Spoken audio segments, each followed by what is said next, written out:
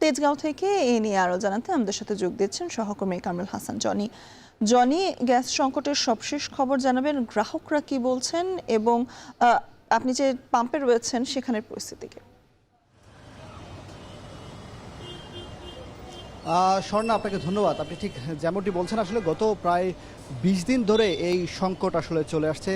Gas সংকটে আসলে মূল যেই জায়গাটি বা ক্ষতিগ্রস্ত হচ্ছেন তারা হচ্ছেন এই যে সাধারণ যারা চালক আছেন তারা আসলে বলছেন আমাদেরকে যে গত 20 দিন ধরে তাদের যে সংকট, এই সংকট থেকে তারা বিভিন্নভাবে ক্ষতিগ্রস্ত হচ্ছেন। বিশেষ করে তাদের আর্থিক ক্ষতির কথাটি আসলে বেশি জোরালোভাবে আসছে। তারা বলছেন যে দীর্ঘক্ষণ ধরে লাইনে দাঁড়িয়ে থেকেও তারা আসলে পর্যাপ্ত গ্যাস পাচ্ছেন না, এবং গ্যাস স্টেশনের যারা আছেন কর্তৃপক্ষ তারা আমাদেরকে বলছেন যে পর্যাপ্ত পরিমাণের চাপ না থাকার কারণেই মূলত তাদের সরবরাহ কম, কিংবা যে সকল যানবাহনগুলো আসছে তাদেরকে পর্যাপ্ত পরিমাণ গ্যাস তারা দিতে পারছেন না। এবং আমরা সকাল থেকে বেশ কয়েকজন চালকের সঙ্গে কথা বলছিলাম, তারা বলছেন বিশেষ করে যারা সিএনজি চালিত যে গাড়িগুলো আছে তারা আমাদেরকে বলছেন যে ভাড়ায় চালিত যে গাড়ি চালকরা আছেন তারা বলছেন যে তারা আগে 300 টাকার যদি গ্যাস নিতেন সেক্ষেত্রে তারা অন্তত দিনের বেশিরভাগ সময় তারা এই গ্যাসের মাধ্যমে তাদের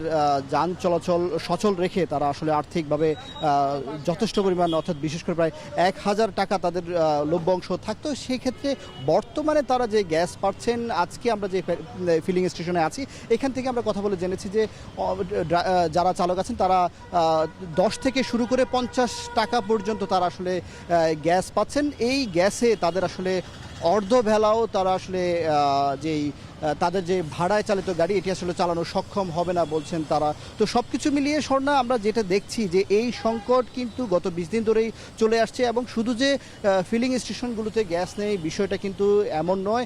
পাশাপাশি বাসাবাড়িতেও আমরা দেখছি যে রাজধানী জুড়েই গ্যাসের যে সংকট চলছে। বিশেষ করে মোহাম্মদপুর, আমরা দেখেছি মিরপুর এবং কেরানীগঞ্জের মতো যে বিভিন্ন জায়গায় কিন্তু গ্যাসের তীব্র সংকট, এবং গত কয়েকদিন ধরেই এই সংকট চলমান রয়েছে।